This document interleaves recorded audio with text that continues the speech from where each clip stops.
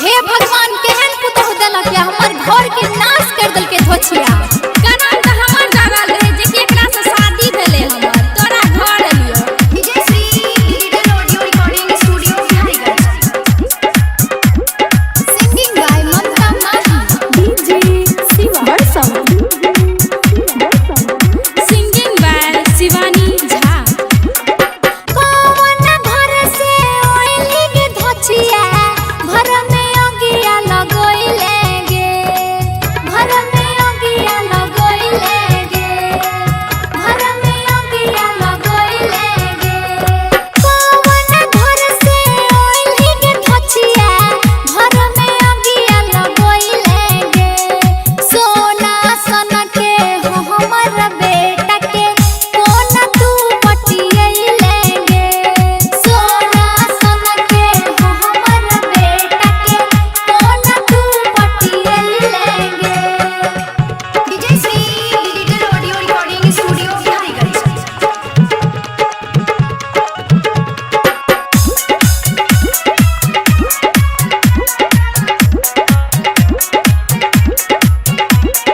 DJ Shiva बरसम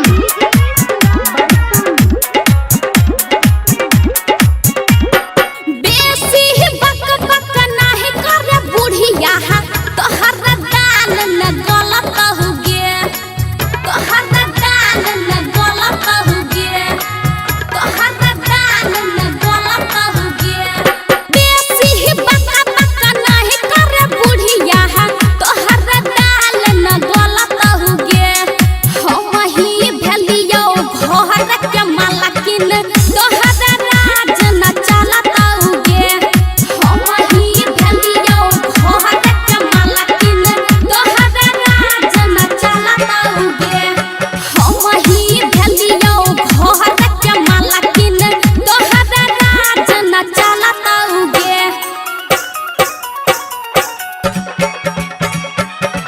विजय Shri digital audio recording studio Bihariganj. DJ Shiva बरसम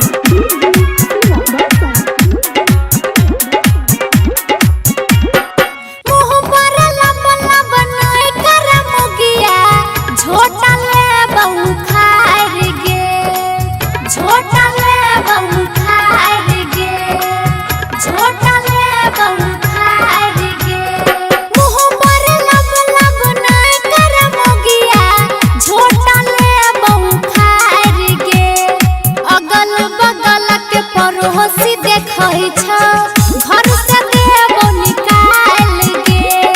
अगल बगल के पड़ोसी देखै छ घर से देबो निकाल गे। अगल बगल के पड़ोसी देखै छ